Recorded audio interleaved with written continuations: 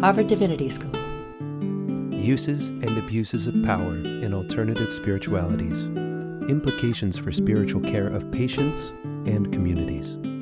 April 26th, 2023. Thank you so much, Dan, and thank you everyone for being here. Again, my name is Anna Gooderman, and I'll be speaking on the uses and abuses of power in a uniquely American neo-tantric setting with my project, You Will Simply Go Nuts If You Try, a discussion of paradox within the Osho Rajneesh movement. This work began during my undergraduate experience at Naropa University in a course on classical Hindu Tantra and the processes by which it has mutated into various iterations of Western Neo-Tantra. I must thank with all of my gratitude Dr. Ben Williams, the professor for that course and an HDS alum, who played an integral role in the development of this research and in my personal development as a scholar. This project began not long after Wild Wild Country came out on Netflix. And so I became very compelled by how thousands of people would attribute their spiritual growth to Osho. And yet his community in Oregon, Rajneeshpuram, became the site of some of the most dramatic criminal and ethical cases in alternative spirituality movements ever to be witnessed by the world.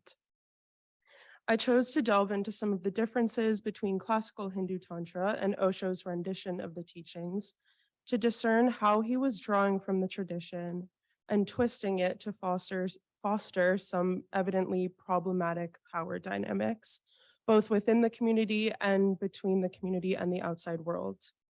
I have now expanded upon my prior research for the purposes of this presentation and will engage a primary Sanskrit text, the Vijnana Bhairava Tantra, alongside Osho's interpretation of it and his general misread of it, to further understand just how he portrayed ancient and medieval Hindu tantric teachings to a modern American audience. I'll also be paying special attention to the implications of sexual harm and irresponsible community dynamics as a result of that misinterpretation. Bhagwan Sri Rajneesh, who later became known as Osho, was a prominent neo-tantric guru and a driving force in the transmission of the idea of Tantra as spiritual sexuality to Western minds. He was a prolific speaker. His teachings surrounding the human condition and spirituality have been transcribed and published through over 350 book titles. Many people would attribute their spiritual growth to his teachings, and he amassed thousands of devotees all around the world throughout his years of giving guidance. Beginning to spiritually guide people in the 1950s, his ashrams in India appeared through the 70s, and his infamous commune in Oregon, Rajneeshpuram, was established in the 1980s. And after his death in January of 1990, people continue to honor his spiritual impact today.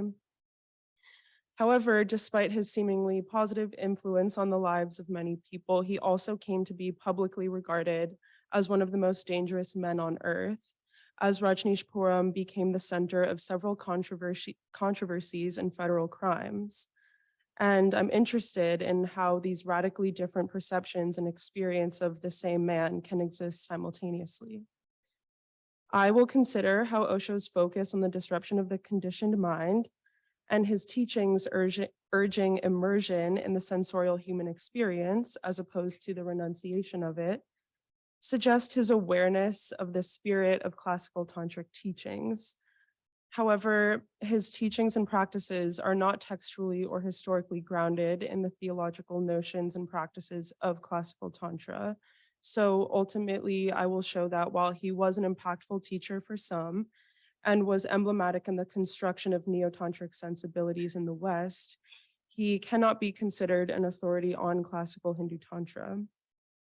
I will also dissect the ways in which his distortion of ritualistic sex practices within classical tantric lineages actively contributed to harmful manifestations of sex practices at Rajneeshpuram.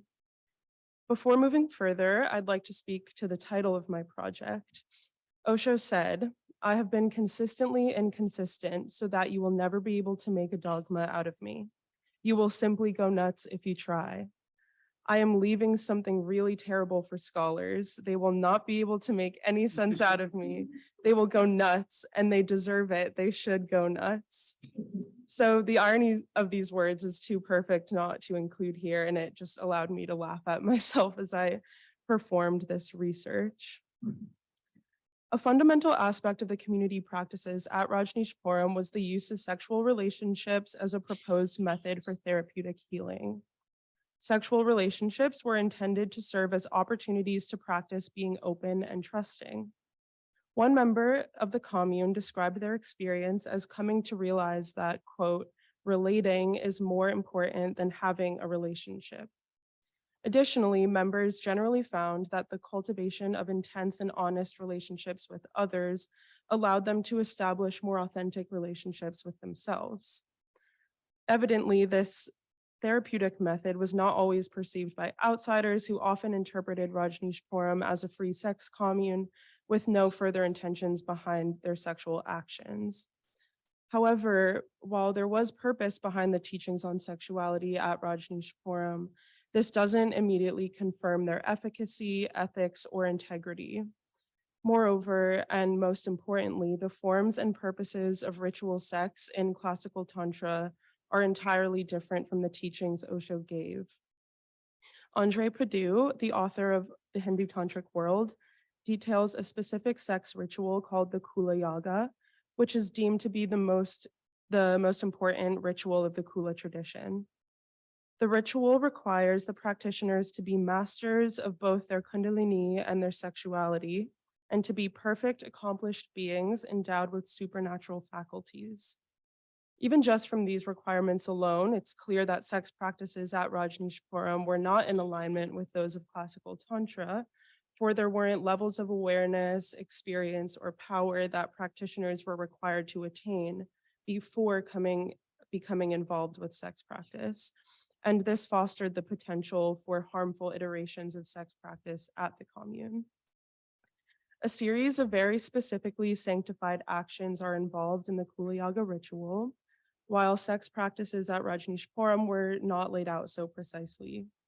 In the Kula Yaga ritual, the sex practice takes place in a consecrated area or pavilion perfumed with incense and is decorated with flowers. After ritual installation of deities within a mandala, circles of deities are invoked and worshipped while practitioners perform sexual rites. In a mental manipulation of sacred power, practitioners commune with their divine nature through an amalgamation of mantric recitation, sacred sex practices, elaborate visualizations of deities, and mandalic worship. While sexual relationships at Rajneeshpuram had some proposed functionality and were in certain aspects performed with intention, they were never consecrated in any way and didn't involve mantras, mandalas, or deliberately sanctified settings, some of the key elements of these practices. People who were involved with the Kula Yaga ritual were highly experienced meditators and spiritual practitioners, while followers at Rajneeshpuram did not have formal experience or training in classical tantric methods. Additionally, initiatory rites, which are a crucial aspect of classical tantra, were not present among practitioners at Rajneeshpuram. In another instance, the group sex ritual of Yogini Melapa in Kapalika and Kaula streams of Nandul Shaiva Tantra, everyone in the assembly was to be perceived as a reflection of one's own consciousness in order to develop the wisdom of unified awareness, which required practitioners to have already developed the meditative abilities to dissolve their individual identities.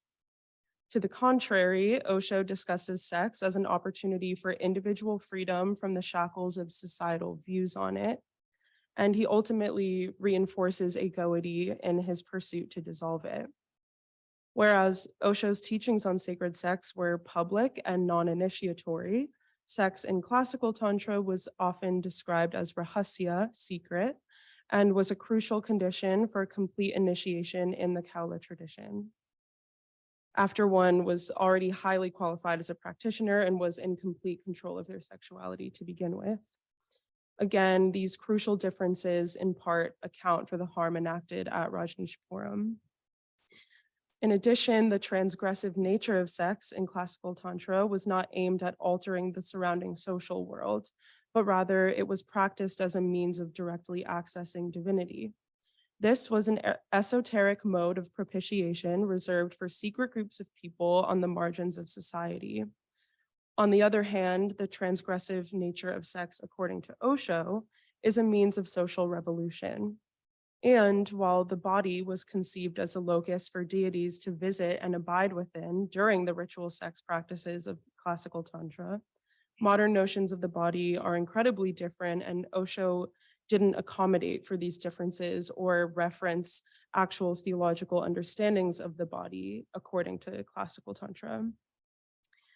Furthermore, while classical Tantra maintains the authority of specific texts, rites, and teachers, there is no sense of a coherent textual or personal lineage within Osho's teachings. And this eclecticness itself has a lineage in American counterculture, which I'll mention a bit more later on. Lastly, while deities are essential participants in the ritual sex practices of classical Tantra, no deities are mentioned by Osho in these contexts, and it's understood as a fully human experience. Osho doesn't just modify and decontextualize classical teachings of Hindu Tantra to his devotees, but he also contradicts himself greatly when we compare his teachings to the realities of day-to-day life at Rajneeshpuram. In many of his talks, he denigrates societal views on sex, saying that its sacred quality has degraded and that it's now often a forced and even violent act. However, sociological research performed by Carl Latkin at the Commune reveals just how forced sex practices often were for members of the Commune. Osho problematically says that rape only occurs on and affects the physical plane, that you cannot rape the heart or soul. Survivors know that this is far from the case, as does an ex-disciple who was raped at Rajneeshpuram and had to leave to receive extensive trauma therapy. He also says that the psychological level of sex at the mind and heart can only be accessed when love between the practitioners is present. Not only does this contradict the teachings of classical Tantra, but it also completely goes against what actually occurred at the Commune, because people were actually encouraged not to enter monogamous romantic relationships, but rather to stay open to all people without forming any sort of fixed bond. And romantic love was never required for sex at the Commune. Again, the emphasis was supposedly on healing societal sexual oppression in order for personal liberation, and details like merging consciousness with fellow ritual participants and inviting deities into the mix were never discussed by Osho. Contemporary perspectives on the Osho Rajneesh movement range greatly in their approaches and results. I've read accounts from people who lived there confidently stating that they never witnessed problematic sexual situations or even unhealthy power dynamics in general, but I've also read quite contradictory material. An article on the print and online newspaper in India says that sex was the foremost component of his particular cult's system of psychosocial control. The article includes an ex-disciple's statement that coercive psychological pressure was applied, particularly on the women, to enforce participation in sex practices. People were punished for saying no. And in one case of rape at the Commune, it was justified as needing to happen for the individual's spiritual growth. Other accounts are quite apologetic toward Osho because sexual assault and abuse of power happen everywhere. A colleague helpfully reminded me that this response can be common in these spaces, as love for the guru may blind people toward burying the truths of their experiences. I'll now consult the Vijnana Bhairava Tantra, as well as Osho's interpretation of it, which is published as the Book of Secrets, 112 Meditations to Discover the Mystery Within. While the 8th century Sanskrit text does outline 112 methods aimed toward recognition of the true nature of reality, Osho's general framing of the text, as well as his translation and explanation of the methods, are generally imprecise, unreliable, or sometimes just flat out wrong. In the introduction, he writes that these methods do not belong to any religion, entirely removing the teachings from their historical and cultural context. He recommends trying each method, playing with it for a day, seeing what sticks, not taking it too seriously, and staying with the practice for 3 months once you find something you like. He then says, if nothing clicks and nothing gives you the feeling that this is for you, then there is no method left for you. Remember this. Then forget spirituality and be happy, then it is not for you. One of the defining features of a Hindu guru is their ability to locate the precise propensities and shortcomings of each individual student, offering custom guidance for their growth along the path. Osho didn't seem to have the uniqueness of each follower in mind and did not seem to be concerned with what they did with his words. He was more focused on delivering as many provocative teachings as possible and reaching as many people as possible. The 41st verse of the Vijnana Bhairava Tantra reads, Tantriyadi Vadya Shabdeshu Dhirgeshu Krama Samsthitehe Ananya Chetaha Pratyante Paravyoma Vapur Bhavet. So I translate this verse as, focus your heart entirely on the sustained sounds of music, such as stringed instruments. From persistent concentration on the musical arrangement, the body becomes supreme space when the sounds come to a close. The idea is that as the musical notes reach silence, their resonance continues to echo in the heart-mind that is closely attuned to it, allowing one to experience their physicality as supreme spaciousness. But for this verse, Osho writes, while listening to stringed instruments, hear their composite sound, thus omnipresence. He leaves out a crucial aspect of the practice, the sounds reverberating into silence upon the ending of the music. But further, his commentary on the practice criticizes how we generally use music as a distraction or even a drug. And his elaboration on omnipresence doesn't accurately reflect the intention of the Vijnana Bhairava Tantra, which is focused on dissolving one's mind through immersion into sense perception, as opposed to rejecting it. In another verse, the 74th in the Vijnana Bhairava Tantra, but strangely the 54th in Osho's interpretation, he similarly decontextualizes the teaching and misinterprets some of its essential points. The verse reads, Yatra yatra manas tushtir manas tatraiva dharayet, tatra tatra parananda svarupam sampravartate. My rendering of this is, wherever the mind delights, preserve it in that very place, for in any such experience, the nature of ultimate bliss arises. Again, we see a call for deep immersion in the joy of sense pleasures without forming attachment to it, in order to ultimately unify oneself with the ultimate bliss of supreme consciousness. Osho's explanation reads, wherever satisfaction is found, in whatever act, actualize this. We again can observe a diluted version of the original text's meaning. While Shivopadhyay's commentary on this practice emphasizes how it cannot be productive or grounded until one masters their mind first, and should only be engaged once all excitements, agitations, and desires have been dispelled, Osho's discussion is quite different. His talks often propose celibacy as a necessary means of correcting our sexual conditioning, but other times promote sex as a sacred practice. Yet he taught sexual practices at his commune, which grew out of control and resulted in harm. He also brings up Krishna and Buddha in his commentary on this method, which never would normally be discussed in a Shaivite text. In other verses I've compared, he similarly tends to go on these tangents, drawing in unrelated concepts from disparate religious traditions and derailing the purpose of the actual tradition the text originates from. Also, the verse numbers in his version of Vijnana Bhairava Tantra don't match up at all with those of the original text, which make it really hard to read his book as an actual translation. I don't want to land on the conclusion that Neo-Tantra is always exclusively inauthentic and harmful.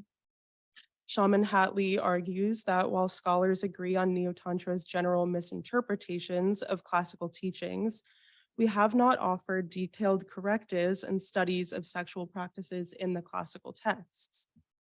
I have sought to carefully discern differences between classical tantric sex practices and Osho's teachings, specifically because considering the similarities between the new and the old can only be operative once meaningful distinctions between the two are located. I believe that rich insights can emerge on the sacred nature of sex once we detangle neo-tantric spaces from classical Hindu Tantra and then begin to consider their correlations. The unique genealogies of neo-tantric streams must be discerned.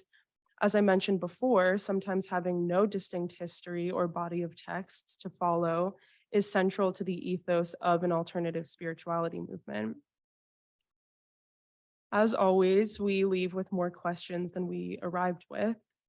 This project provokes for me the question of whether the degree to which an alternative spirituality aligns with the classical tradition it draws upon has an impact on its degree of harmfulness. So I'm leaving curious about how the potency of Osho's teachings for some might be diminished by the harm enacted at Rajneeshpuram. Thank you very much, and I'm excited to hear from everyone. Sponsored by the Program for the Evolution of Spirituality. Copyright 2023, President and Fellows of Harvard College.